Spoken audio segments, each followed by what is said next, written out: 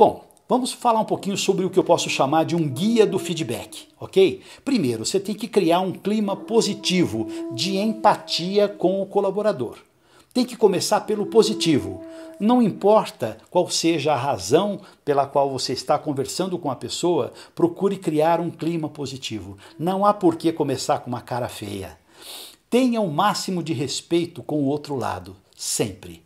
Evite a falta de paciência e controle a sua ansiedade. Muitas vezes, com assuntos mais delicados, nós atropelamos as palavras ou nós não damos tempo para que a pessoa possa também se explicar, por causa da nossa ansiedade.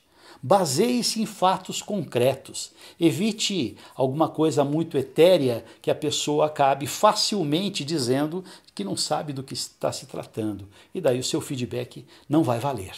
Continuando mais algumas dicas, em vez de citar, olha, quero conversar contigo sobre falhas, sobre defeitos, sobre pontos negativos, use a semântica de uma forma diferente, use outras palavras, tais como: existem algumas oportunidades de melhoria sobre as quais eu quero conversar contigo, ou então, existem alguns pontos a desenvolver e eu quero te ajudar nesse sentido.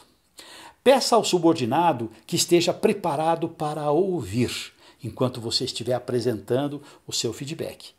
E não se justificar cortando as suas palavras, o que é muito comum. Peça a ele que aguarde, que controle a sua ansiedade, porque depois ele vai ter um tempo muito bom para que também possa se justificar. Caso contrário, você corre o risco de ter cortada a sua linha de raciocínio. Ouça empaticamente, utilizando os seus sentidos. Veja a pessoa como um todo.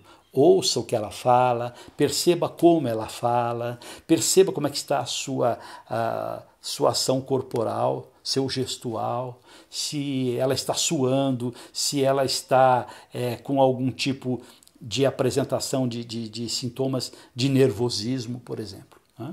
Anote os principais tópicos para que os pontos a serem desenvolvidos sejam trabalhados posteriormente. Se você não anotar, você acaba se perdendo. Ok? O feedback deve ser dado no momento certo, nem muito cedo e nem muito tarde. Cuidado com isso. O feedback deve estar voltado para o presente e para o futuro. O passado deve ser utilizado apenas como uma referência.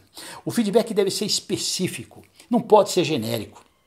Por exemplo, você não pode dizer assim: olha, algumas coisas estão acontecendo com algumas pessoas em algumas áreas e isso tem que acabar, certo? Não é assim. A pessoa provavelmente não vai ter a mínima ideia sobre o que você está falando.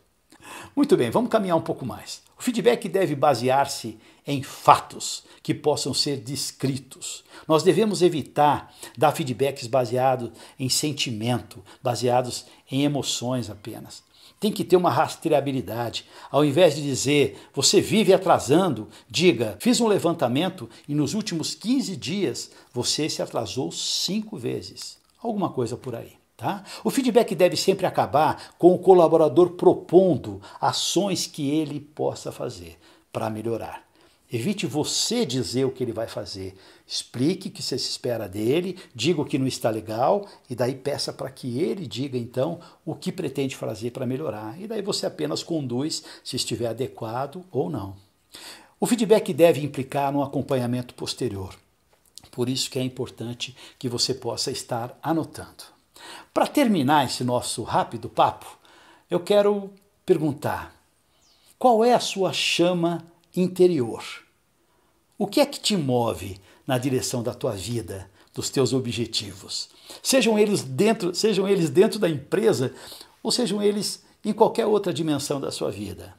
Qual é aquela chama que te impulsiona para que você realize coisas, para que você se apaixone por situações, por pessoas e que você busque sempre o melhor para todas as partes envolvidas?